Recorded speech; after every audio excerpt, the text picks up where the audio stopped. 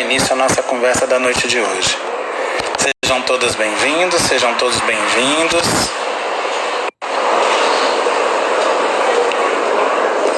E vamos fazendo devagarzinho, com paciência, porque esse é o momento das lives, né? Tá todo mundo aí querendo fazer a sua. Vamos ver se agora vai dar.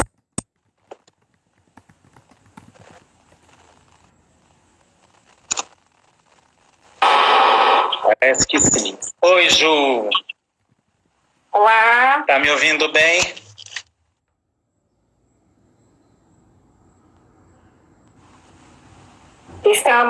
Vocês estão com problemas de conexão, não é isso?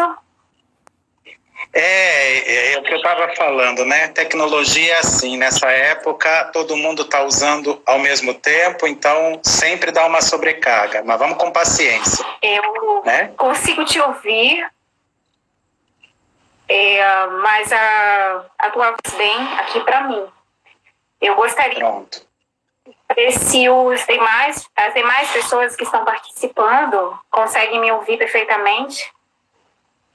Então vamos ver, vamos esperar aí o que as pessoas vão dizendo. Me parece que sim, tá, Ju? Parece que tá todo mundo ouvindo direitinho, certo? Vamos com calma. Eu cumprimento todos e todas. Sejam todos e todas muito bem-vindos. Uma boa noite, que a gente tenha uma boa noite, que a gente faça uma boa noite aqui de conversa, de estudos. Esse é o nosso ciclo de estudo virtual do GPLIS. Para quem não sabe, o GPLIS é um grupo de estudos e de pesquisas da Unilab do campus dos Malês, na Bahia. E quem quiser saber um pouco mais da gente, quem quiser saber um pouco mais dos nossos trabalhos, eu convido para visitar o nosso site, gplis.unilab.edu.br. gplis.unilab.edu.br. O endereço está na bio do nosso canal aqui no Instagram. Tá? Passem lá, vocês vão ver os nossos projetos, vocês vão conhecer a nossa equipe e saber um pouco mais do que a gente faz. Bom, gente, nós estamos nesse ciclo de estudos. Semana passada iniciamos, sempre às quintas-feiras, às 19 horas. A nossa conversa semana passada foi sobre educação e decolonialidade. Quem quiser assistir está disponível no nosso canal do YouTube. Tudo aquilo que o professor Jorge Basso, né, e a professora Sabrina discutiram a respeito de educação e decolonialidade.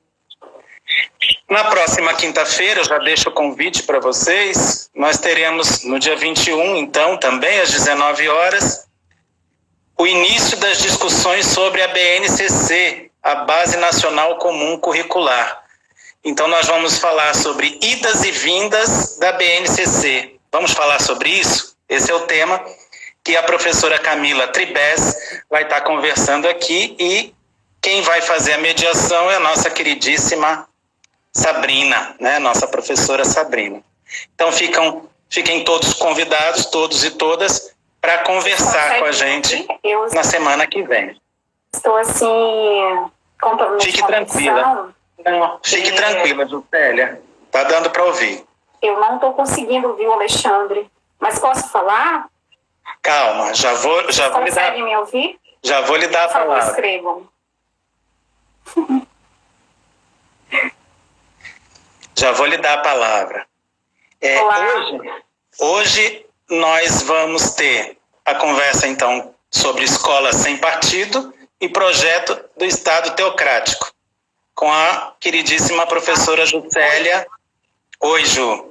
Eu estou assim com problemas de conexão, eu não estou conseguindo ouvir, né, o Alexandre. Gostaria de dar boa noite a todos. Quem consegue me ouvir aí, por favor, dê um alô, né? Escreva aí, por favor, porque parece que estou conversando sozinha, né? E eu ouvi a reprodução da voz do Alexandre. Posso começar? começar, só diz aí, ok, tá dando para ouvir isso? Sim, ok. Então eu vou... a todos e a todas. Primeiro, gostaria assim, de dizer para vocês que é um desafio, né, enfrentar essas novas tecnologias. Eu não nasci antes da internet, eu ainda tenho dificuldades em lidar com essas tecnologias. E agora é uma sensação que estou conversando sozinha, né? E não consigo ouvir o que Alexandre fala. Gostaria de sugeri-lo, né, que ele envie as perguntas, a comunicação a partir do texto escrito que eu consigo ler. Em primeiro lugar, boa noite. Gostaria de me apresentar. Para quem não me conhece, né, eu sou a professora Juscelia, sou professora do Colegiado de Ciências Sociais do campus dos Malês.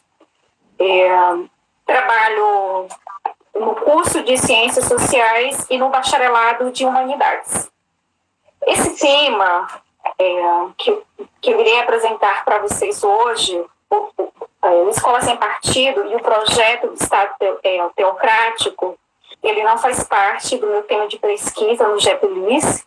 Antes de falar sobre esse tema que nós vamos discutir hoje, eu gostaria de falar sobre esse grupo de pesquisa. Esse grupo de pesquisa é um grupo multidisciplinar que conta com a participação de vários colegas dos diferentes cursos do nosso campus. Temos colegas da área de letras, de pedagogia, das ciências sociais e de outras áreas, né, do conhecimento. Formamos um grupo que tem como objetivo esse alcance com a educação básica. Nosso objetivo inicial foi estabelecer esse diálogo com os parceiros que estão na educação básica. E por meio dessa proposta, nós trabalhamos com alguns temas transversais. Então, o tema do Escola Sem Partido não é meu tema de pesquisa, mas é um tema que é transversal à minha área do conhecimento, né? O tema da sociologia das religiões, da história das religiões, presente na minha trajetória profissional. Eu já ministrei aulas para o curso de teologia, aulas de sociologia, né, no curso de teologia da Faculdade Católica de Feira de Santana. E esse tema do Escola Sem Partido, ele surgiu a partir de uma demanda da PLB, Sindicato de Feira de Santana. Nós promovemos alguns debates nas escolas com os professores da educação básica. E aí, a grande preocupação daquele momento, em torno de 2018, 2017, era o entendimento do projeto do Escola Sem Partido. O que é o partido? Vale ressaltar que o projeto de Escola Sem Partido, ele ultrapassa essa perspectiva de projeto que tramitou no Legislativo brasileiro. Eu trabalho aqui com o projeto de Escola Sem Partido enquanto movimento de extrema-direita, pulado em torno de alguns atores políticos específicos. E na abordagem que eu faço hoje, eu dou destaque para os evangélicos, né, como atores políticos desse projeto, como eles articulam a ideia do Escola Sem Partido em torno de um projeto de Estado teocrático. Cabe ressaltar que na organização desse projeto, desse movimento, não um projeto, mas sim um movimento, nós temos aí a colaboração de atores políticos específicos, né?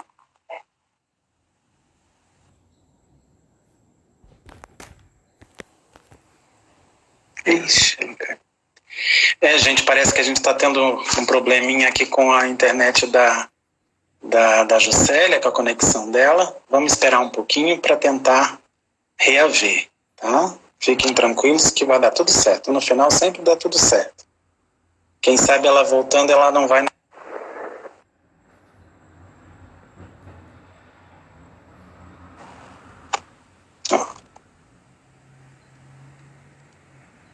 Ela voltando, a gente consegue até se comunicar melhor com ela. Vamos ver. Ju, você me ouve agora? Olá, gente. Perdão. Você está me ouvindo? Não. Estou ouvindo você com cortes, mas estou ouvindo. Pronto. Retornando, né? Então, voltando à discussão do Escola Sem Partido, de onde eu parei, né? Nessa discussão, eu pretendo apresentar, né, esse projeto de Escola Sem Partido enquanto movimento articulado em torno de movimentos de extrema-direita, e nesse recorte específico falo da participação dos evangélicos e, sobretudo, da bancada evangélica. Cada escola sem partido ultrapassa essa perspectiva de projeto. Nós temos aí um movimento da internet, eles usam as tecnologias da internet para alcançar um público específico. Como surgiu esse debate do Escola Sem Partido? O projeto do Escola Sem Partido, ele surge a partir dos anos de 2006, na articulação, eu posso dizer, um procurador, né, um procurador da República do Estado de São Paulo, que é chamado Miguel Negueb, né? Então, ele organiza esse projeto do Escola Sem Partido, e a partir daí nós temos concepções do projeto do Escola Sem Partido. Cabe lembrar que existe um movimento articulado em torno de atores políticos específicos, porém, cada grupo consegue estabelecer um recorte específico em torno de um projeto, como eu posso dizer, um projeto que gira em...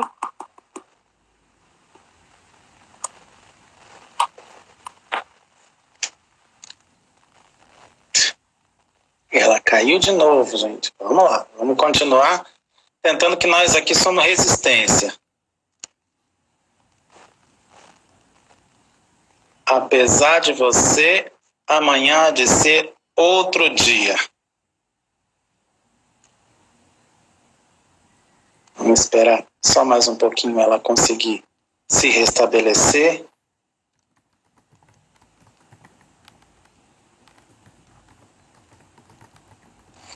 Enquanto isso, vocês podem ir encaminhando suas perguntas, viu? Que, na medida do possível, nós vamos contemplar todo mundo aqui. Se essa live ela não for suficiente, a gente vai abrir uma segunda para voltar a discutir as perguntas. Vamos ver se vai dar certo agora.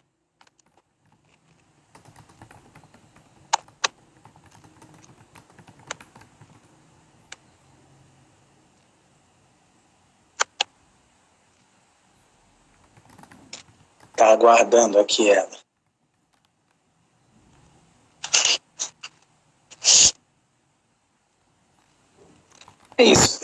Isso também serve para a gente pensar, né, como que nós vamos reorganizar o nosso sistema de educação pós-pandemia, né? Se nós que temos os nossos privilégios, nós temos as nossas dificuldades, imagina todos os nossos alunos.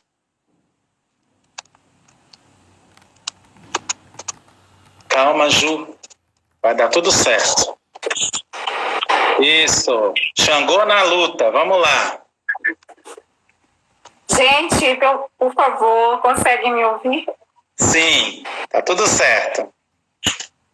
Estou tentando. Vamos lá. Oi. Pode falar. Olá. Pode falar, querida. Consegue me ouvir? Sim. Eu tento falar, mas ela trava, ela não consegue reproduzir. Eu não consigo te ouvir a reprodução da fala do Alexandre. O vídeo está travando. Nós estamos te ouvindo. Vocês conseguem me ouvir? Perdão, gente. Enfim, aprendendo, né? Com os...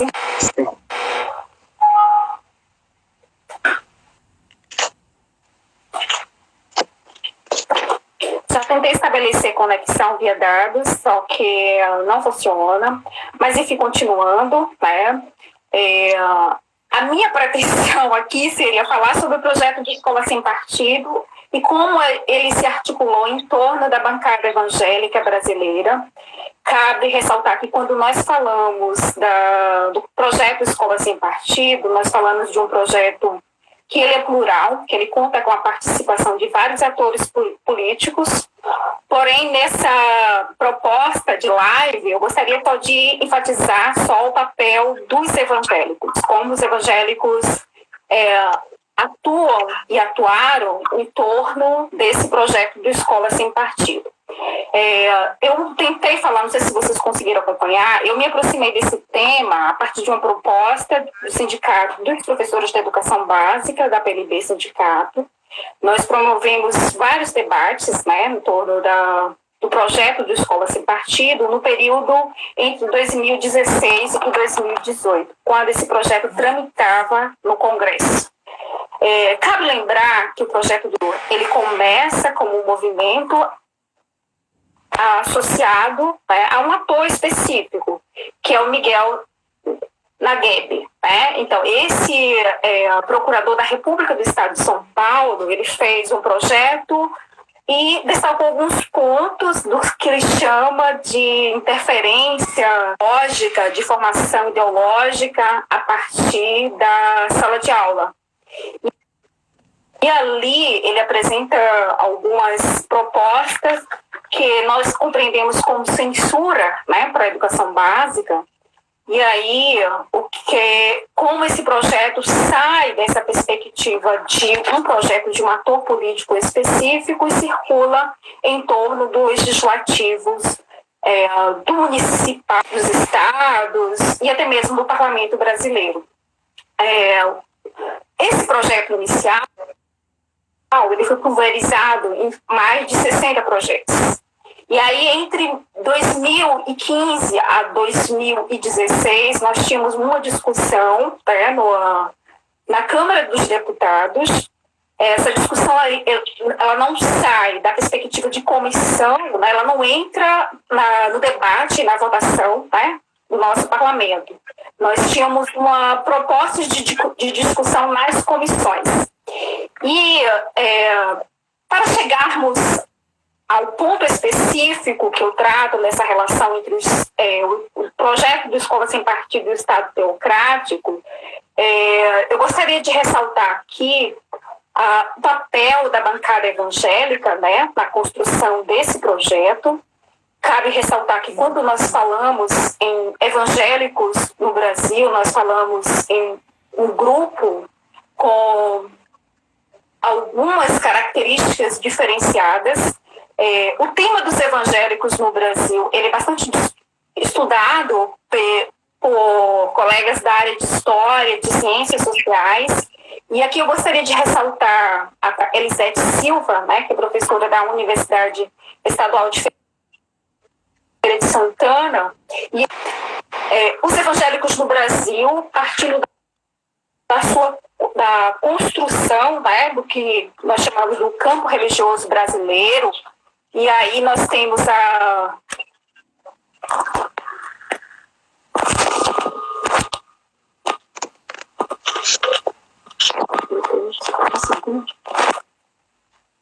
Juscelia, a gente não está te ouvindo nem te vendo.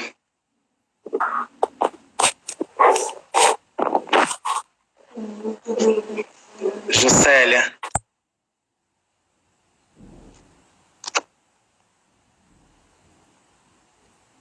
Vamos tentar mais uma vez, Ju.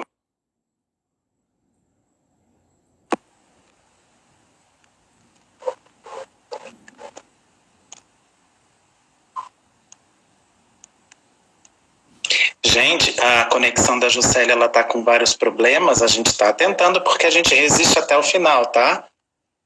Ninguém aqui é de desistir por pouca coisa. Aliás, quem conhece uma lei, quem conhece a Unilab sabe bem do que eu estou falando.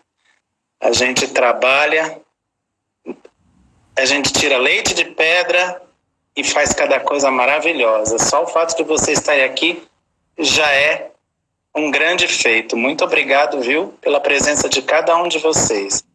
Vamos esperar aqui Ju retornar e a gente vai recomeçar com ela.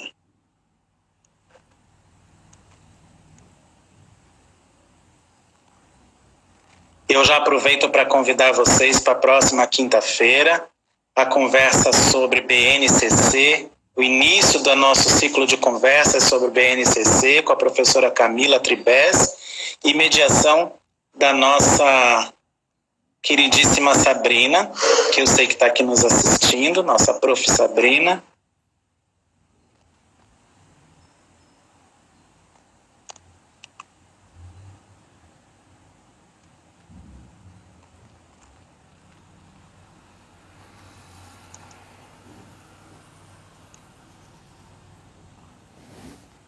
Vamos ver. Ela está tendo dificuldades aqui.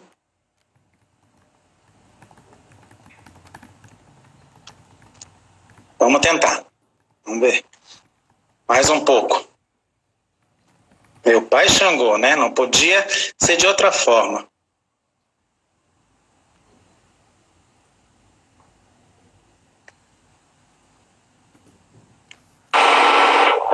Oi, Oi, Ju. Consegue me ouvir agora? Eu tô te ouvindo. Tava todo mundo te ouvindo muito bem. Eu não conseguia acompanhar. Como faremos agora? Continuamos? Você tá me ouvindo? Agora sim, agora eu consigo te ouvir. Amiga, é Xangô na causa. Vai lá e continua dando o seu show que tá lindo, vai. Então... Não tra... Aqui. Aqui, né? Eu parei quando eu falei da organização, né, da bancada evangélica em torno desse projeto de escola sem partido. Cabe ressaltar que quando nós falamos em evangélicos no Brasil, agora sim, consigo ouvir todo mundo, tá perfeito. A internet agora tá funcionando. Amém. Então, quando nós falamos em evangélicos no Brasil, cabe ressaltar que nós não falamos de um único grupo. Às vezes nós usamos categorias genéricas, evangélicos, crentes, Cabe ressaltar que eles são divididos, Nós temos aí uma divisão de grupos, grupos específicos. Podemos falar aqui dos protestantes históricos, protestantes históricos, pentecostais e neopentecostais. Quando eu falo de projeto de Estado teocrático, os protestantes históricos, eles nunca almejaram esse projeto de poder, Os protestantes históricos...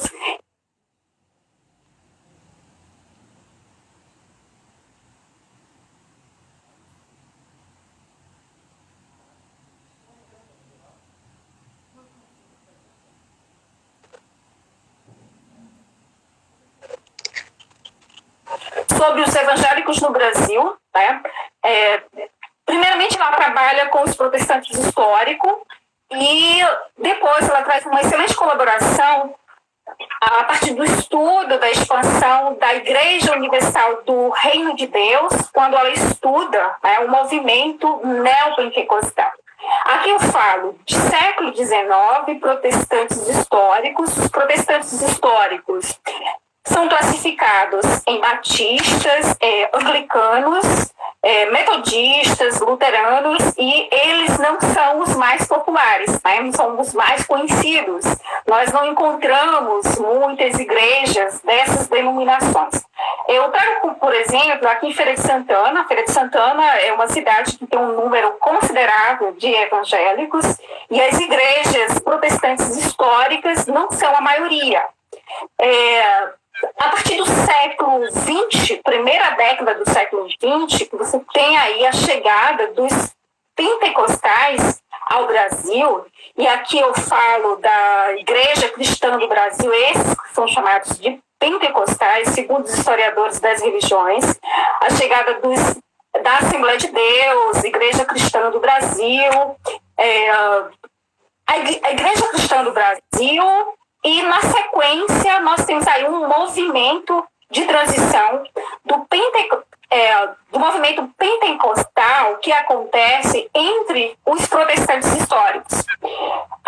Os protestantes históricos, eles não têm essa... Aí começou a cortar, mas continuando, né? Essa aproximação com o movimento pentecostal. Temos um trabalho bem interessante do professor Cláudio Pereira, antropólogo, professor da UFBA, que trabalha com o movimento pentecostal no Brasil, e aí ele identifica essa transição do movimento pentecostal para o movimento neopentecostal. Como isso se deu? Qual a principal característica? Como nós identificamos os pentecostais? Como podemos diferenciá-los, pentecostais e neopentecostais? O professor Cláudio, ele investiga o transe religioso, daí ele classifica o que nós chamamos de pentecostais e neopentecostais a partir do movimento da glossolalia. O movimento da glossolalia é compreendido a partir de um discurso popular, né, das igrejas pentecostais e neopentecostais. Nós chamamos esse movimento do que eles chamam de batismo do Espírito Santo, essa relação com o Espírito Santo. E no estudo do professor Cláudio Pereira, ele identifica aí o que nós chamamos de transe de elevação e transe de processão. Cabe lembrar que os pentecostais, eles não trabalham com essa perspectiva de caracterização do transe de possessão e do transe de elevação. Isso surge a partir do movimento dos neopentecostais. Quando nós falamos de neopentecostais do Brasil, podemos destacar aqui a Igreja Universal do Reino de Deus, que surge nos anos 70, e essa migração dos protestantes históricos para o movimento neopentecostal. Como isso se deu? Lá em torno dos anos 70, você tem aí uma transição de alguns protestantes históricos para o movimento do neopentecostalismo.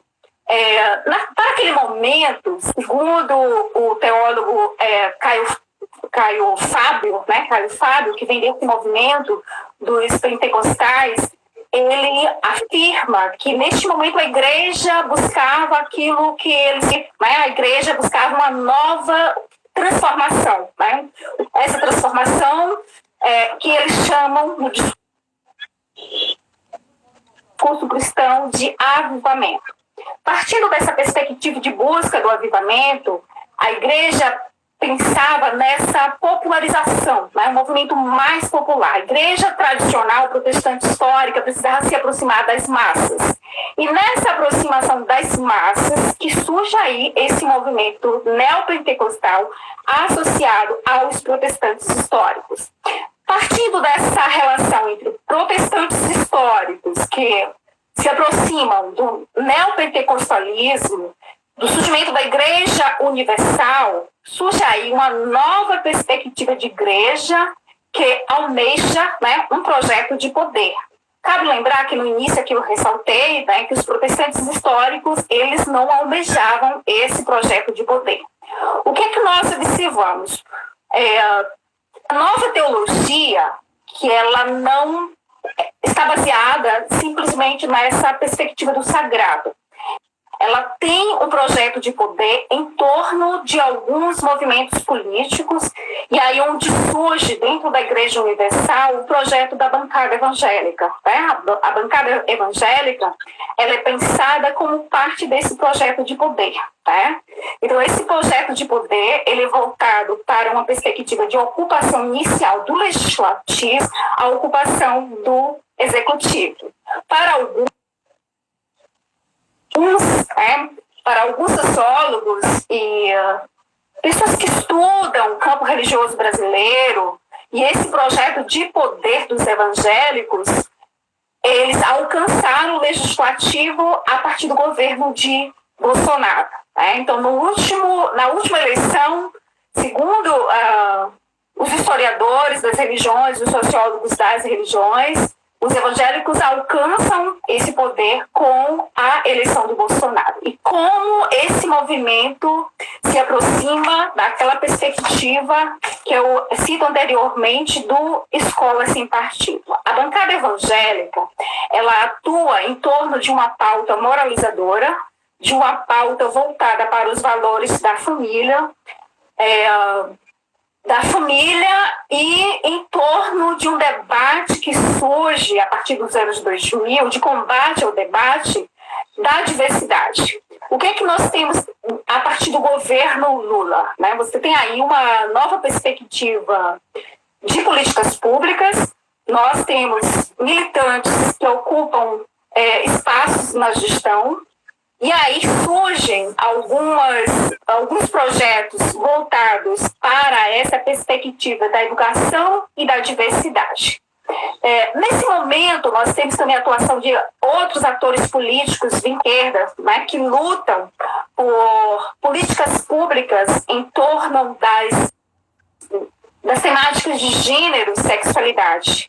Nós podemos citar aqui o exemplo do deputado Jean Willis, né, que ele atua exatamente nessa demanda das bandeiras que tratam de gênero, sexualidade, sobretudo em torno da população LGBT. E aí, o que acontece? Eu gostaria de ressaltar aqui, né, uma tese que é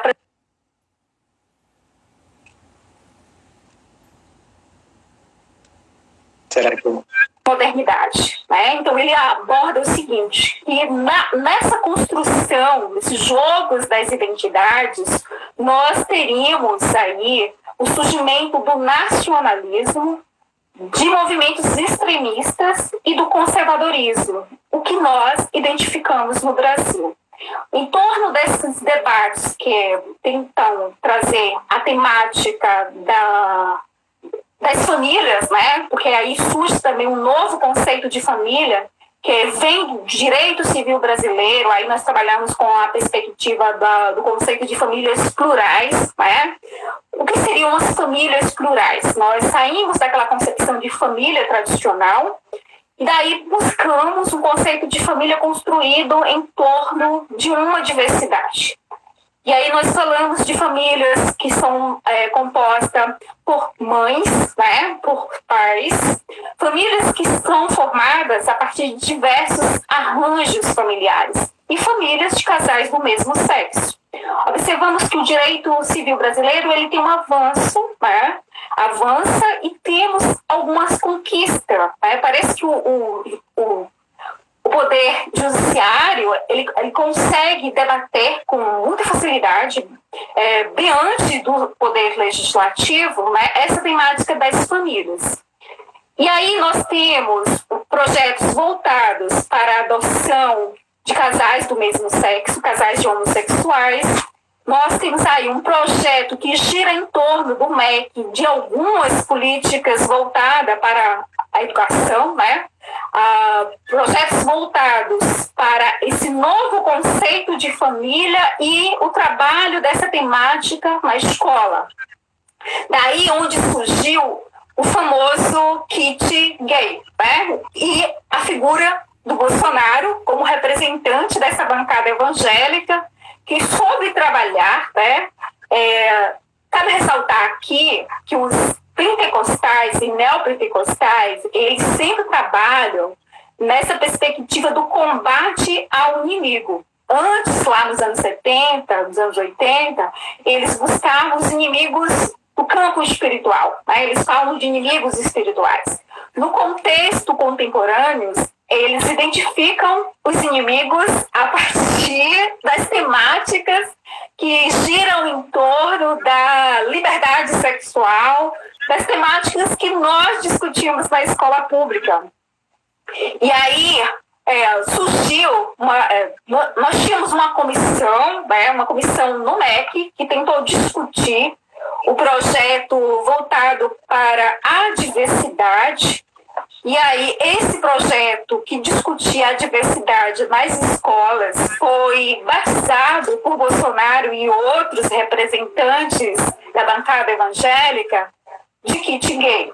E hoje tornou-se difícil para nós, professores, questionarmos o contrário. Durante a eleição, alguns eleitores evangélicos, eu tentava convencê-los de que esse kit gay não existiu, e foi durante a gestão do Haddad. O Haddad era o ministro da Educação. E aí o que nós tínhamos nesse período um debate sobre educação e diversidade proposto pelo Ministério da Educação, o qual pretendia divulgar nas escolas uma cartilha que trabalhava com o tema da diversidade, de sexualidade e diversidade. E aí esse tema seria debatido a partir de uma discussão de paradidáticos. Obviamente que esses paradidáticos, como os demais paradidáticos, seriam esquecidos nas escolas se a bancada evangélica não promovesse todo esse movimento. Nós temos paradidáticos que os professores nunca usaram nas escolas, né, que estão lá, né, nas escolas públicas. E aí o que acontece? A bancada evangélica, como já ressaltei aqui, ela tem um projeto de Estado teocrático, ela visa esse comando da nação. Existe um projeto de poder em torno disso. O Edir Macedo já publicou alguns livros falando sobre o tema.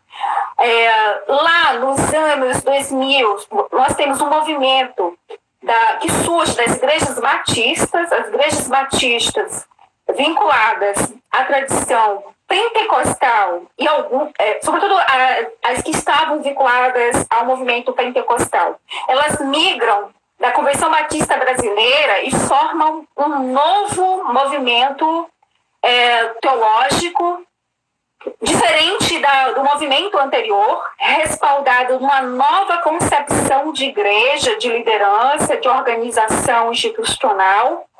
E em torno desses novos, eu posso dizer assim, desses novos pastores, né, você tem aí o projeto de poder, que eles chamam um projeto de ganhar a nação para Jesus. Eu gostaria aqui de ressaltar que esse projeto de ganhar a nação para Jesus, ele é respaldado em algum modelo, no modelo de teocracia. Eles têm como modelo o Estado de Israel. Então, o Estado de Israel é o modelo desse Estado teocrático. Não sei se vocês já viram que nos movimentos dos evangélicos, como o movimento que eles chamam de Marcha para Jesus, né? Esse movimento que eles organizam todo ano, até mesmo em torno desse movimento que apoia o atual presidente, você vai encontrar uma bandeira de Israel. Não sei se vocês já questionaram de onde vem, né, essa relação do Brasil com o Estado de Israel. Na verdade, o Estado de Israel, para os evangélicos, representa esse modelo de Estado teocrático. Então, o Estado de Israel seria a reprodução desse Estado teocrático que eles almejam. Eu gostaria aqui de abrir um espaço para o debate e falar um pouco mais sobre o tema na sequência. O Xande está ali levantando uma plaquinha, e trazer alguns dos pontos que eu tentei discutir aqui, mas infelizmente naquele momento não foi possível. Agora eu estou vendo vocês com perfeição, falando, com clareza e recebendo as informações. Você me ouve, Juscelia?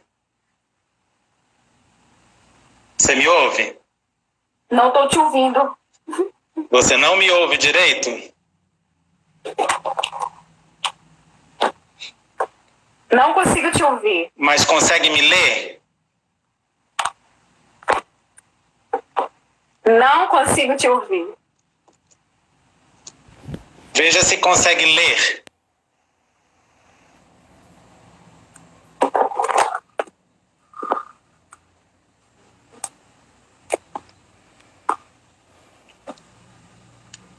Não consigo.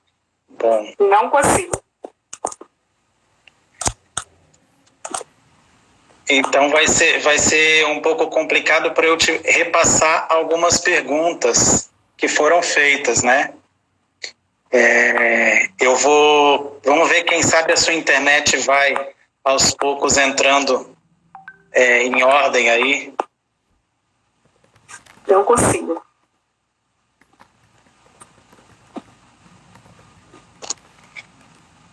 Não consigo ouvir. E nem ler, né?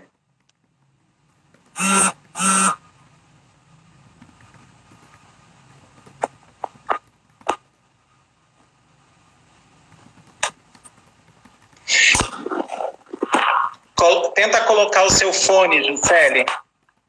Eu não consigo. Fone. Ah. Isso.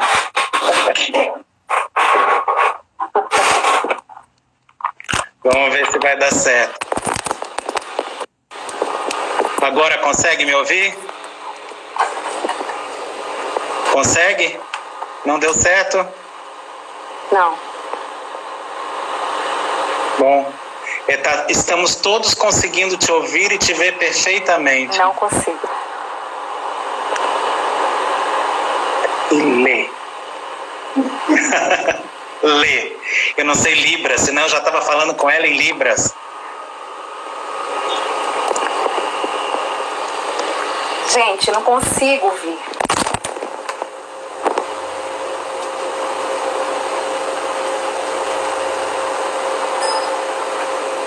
Não consigo ouvir.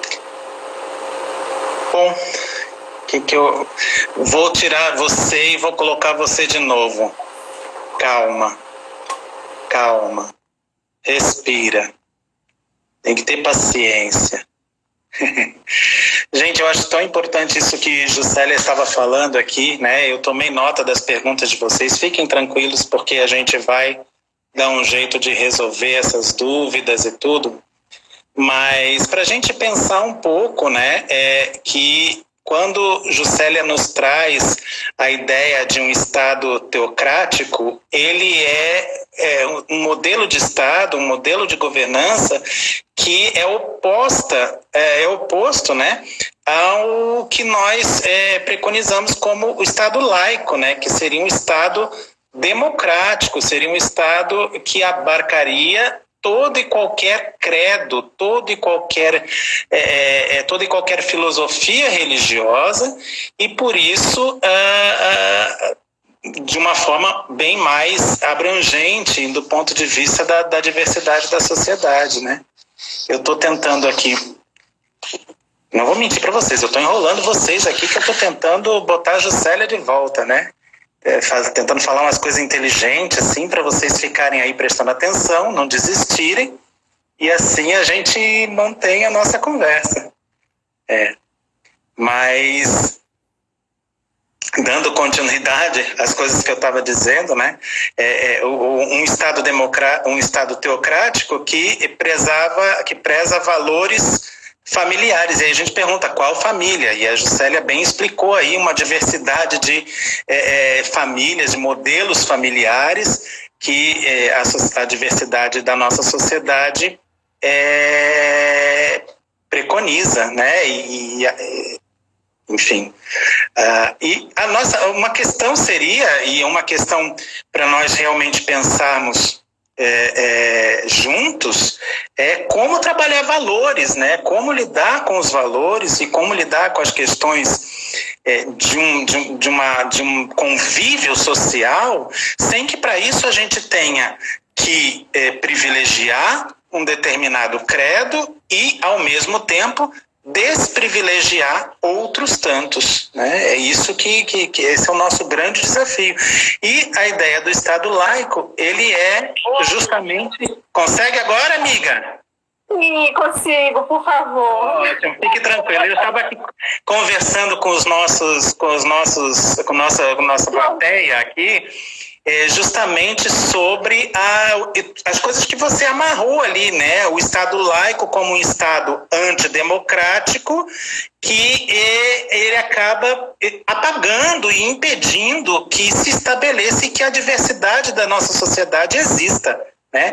Aí eu já vou, para eu não ficar enrolando aqui, eu vou te colocar duas perguntas aqui que eu acho que dá para você trabalhar mais ou menos junto. Uma delas diz respeito ao andamento do projeto. Como é que isso está hoje em dia? Se adiantou, se foi adiante? E a outra qual seria a importância dessa laicidade no currículo escolar, falando de ensino religioso e tudo mais. Veja como é que você consegue abordar essas duas questões aí. Então, o projeto, como eu falei aqui no início, você tem vários projetos, não só um único projeto. Nós temos um movimento de direita, articulado em torno de alguns atores políticos. Na sequência, a organização desses projetos em torno do legislativo, e aí nós temos a atuação do legislativo municipal, estadual, e no nosso parlamento. No nosso parlamento, a discussão, ela parou na comissão, né? Porque antes de ir para o plenário, a discussão passa por uma comissão, que é a Comissão de Educação. Então, essa discussão foi travada nesse debate da comissão, ela não andou. Cabe ressaltar que esse projeto representa um grupo que hoje tem uma participação política bastante significativa no parlamento brasileiro, que é a bancada evangélica, porém, a maioria da sociedade brasileira não aprova essa perspectiva de censura para a educação. O projeto não previa só o controle de alguns temas, previa uma censura. O projeto tinha lá, nas recomendações, que a escola deveria fixar na parede alguns cartazes daquilo de postura, condutas e posturas, daquilo que o professor deveria falar e não falar. E esse controle era desenvolvido pelos discentes, pelos alunos, né? Então, os alunos que fariam esse controle. Como se fossem fiscais. Sim, eles agiam como fiscais. Não sei se vocês já viram alguns vídeos de alunos, sobretudo do ensino médio, com esse debate, denunciando professores, filmando professores e encaminhando esses vídeos para núcleos de extrema-direita vinculados ao Movimento Brasil Livre, ao MBL. Daí, então, você tem aí o surgimento de alguns parlamentares, né, que atuam diretamente na divulgação dessas mensagens nas redes sociais, e aí eles ganham um espaço bastante significativo. Não sei se vocês conseguem perceber que o nosso parlamento hoje tem uma configuração conservadora, voltada para esses atores políticos que buscam a internet como uma plataforma de divulgação de conteúdos, né? Deputados que saem das redes sociais diretamente para o parlamento brasileiro, né? São vários. Então, o Escola Sem Partido foi um movimento que fomentou, né, a propagação de ideias como essas que eu citei, de outras ideias também que fazem parte, né, desse projeto. Ô, Juscelia, e isso não tem nada a ver com que a nossa Constituição garante as pessoas a terem o direito de culto, né? O direito de culto é uma coisa, escola laica e democrática é outra, né? Sim, a nossa Constituição, ela nos garante o direito de culto. Esse princípio constitucional, ela não está presente só na Constituição de 1988. Cabe ressaltar que a Constituição republicana já previa, né, a primeira Constituição lá de 1889 já previa esse princípio da liberdade de culto. Você tem aí o princípio da liberdade de culto nessa Constituição de 1889 e, na sequência, a criminalização de algumas religiões, como o candomblé, né? Porque o Código Penal, que surge no século XX, ele criminalizava o candomblé por conta da prática do curanderismo. Porém, essa Constituição já nos garantia essa liberdade de culto. Partindo desse princípio constitucional que nós conseguimos a descriminalização do candomblé. A liberdade de culto, ela trata do princípio do Estado laico, né, que nós não temos uma religião do Estado. O projeto da teocracia previsto pelos evangélicos, você tem uma religião como referência do Estado. Cabe ressaltar que quando você tem um Estado teocrático, as instituições funcionam em torno do direito teocrático. Eu ressalto aqui algumas teocracias, né, como a Arábia Saudita, Irã. No Irã, você tem ainda o apedrejamento de mulheres, né, algo que está presente nos primeiros livros da Bíblia, nós chamamos da Torá. Né? Então, lá nos primeiros livros da Bíblia, que sugere o apedrejamento das mulheres. Né? Então, até hoje, nós temos essa prática no contexto contemporâneo. Quando eu trago essas informações sobre o Estado teocrático, como eles almejam, né, esse Estado teocrático, nós falamos do combate às demais religiões. Não sei se vocês já acompanharam o discurso da ministra Damares. Damares representa, de fato, esse projeto de Estado teocrático. Tem uma frase que ela diz assim, que a igreja agora assumiu o comando da nação. Né? Partindo dessa perspectiva discursiva, você vê claramente a configuração desse projeto do Estado teocrático em algumas instituições do Estado brasileiro. E aí, a partir da ministra Damares, do Ministério das Mulheres, nós temos aí, nos direitos humanos, o fim de algumas políticas que tratam daquelas temáticas que nós debatíamos lá em torno de 2002, 2003, que foram consolidadas nos governos do PT. Tá? Aquelas políticas que contemplavam o projeto da diversidade, até mesmo alguns grupos, como os quilombolas, deixam de existir, que agora você tem o debate da diversidade dentro do campo da criminalização. O debate da diversidade ele é visto como projeto gaysista, como projeto que tem que ser combatido, né? Porque eles avançam na criação desse inimigo que eles precisam combater. A ideia que eles constroem no debate da bancada evangélica é aquele debate lá dos anos 90, né, que o Edir Macedo associava a Coca-Cola, que representava o projeto maligno, a Coca-Cola, a Xuxa, pessoas específicas. Hoje não, eles falam de projetos políticos que giram em torno das bandeiras da esquerda. E aí ele constrói os inimigos em torno das bandeiras dos movimentos de esquerda. Como eu já ressaltei aqui, desculpa.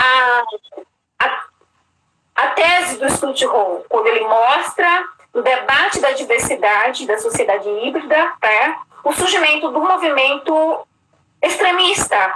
Você tem um jogo das identidades, né? Diversas identidades, diversas bandeiras que lutam por direitos, a reação em torno desses movimentos. Movimentos de extremas direitas que se organizam em torno do nacionalismo e do fundamentalismo religioso.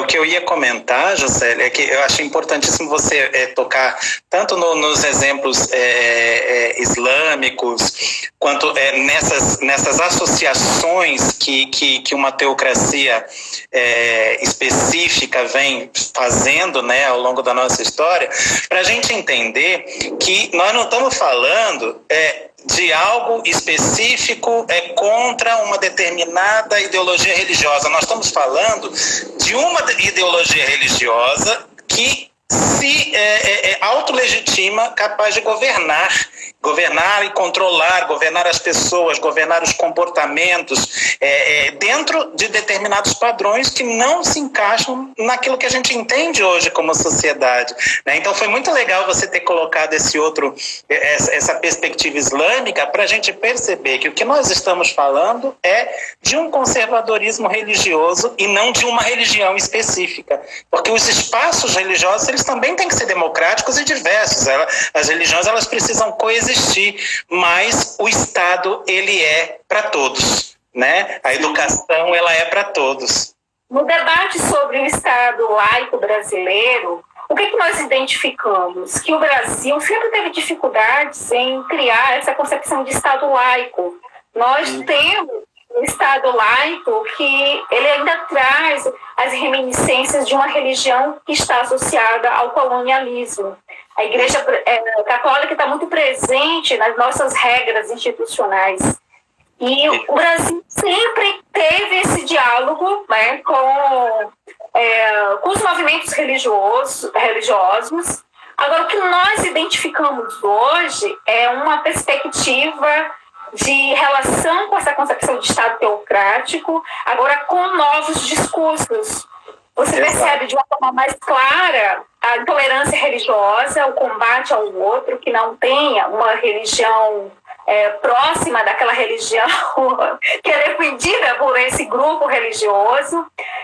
Cabe ressaltar aqui, quando nós falamos desse projeto teocrático, nós identificamos nos discursos o que seria esse projeto. Eles acreditam que a nação ela é governada por profetas enviados por Deus. Pronto. Que o atual presidente seria um desses profetas. Uma fala recente que nos chamou a atenção foi do atual ministro da Justiça, o que substituiu o Moro. E ele diz assim: eu sou servo e o Senhor é o meu profeta.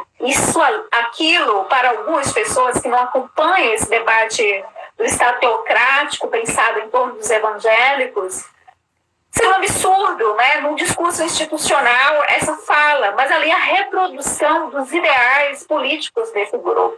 Claro. E aí seria um projeto de teocracia que a autoridade, por ser indicada por Deus, ela não pode ser questionada. Aquele que for indicado por Deus, não cabe o questionamento. Talvez isso justifique por que as pessoas ainda estão apoiando o atual presidente. Porque ele é um homem indicado por Deus, não cabe questionamento. Ô, Juscelia, tem que te interromper só rapidinho, porque eu tenho medo de cair a live, que nós já estamos chegando aqui no nosso primeiro horário. A gente continua conversando aqui. E aí, se por um acaso cair, eu já estou avisando a todo mundo que se por um acaso cair, eu vou abrir uma nova e te chamo de novo para a gente dar continuidade. Porque no início eu não consegui expor tudo que eu pretendo. E vamos aproveitar que agora está uma maré boa de internet aí, que está tudo funcionando. Agora eu consigo ver vocês, eu consigo ouvir, né, o que você fala. Isso. Conseguir desligar e ligar novamente, né? Eu fico imaginando a educação à distância para os nossos alunos. É o que eu falei numa dessas suas saídas, eu estava falando com o povo exatamente isso. Ô, Juscelia, eu acho que para a gente, tem uma das perguntas aqui falava sobre a importância da laicidade no currículo e relacionando com o ensino religioso. Eu acho que a gente pode conduzir o nosso papo por aí agora, né? Não tem. Se cair, você vai perceber e eu recomeço, não tem problema. Não consigo ver.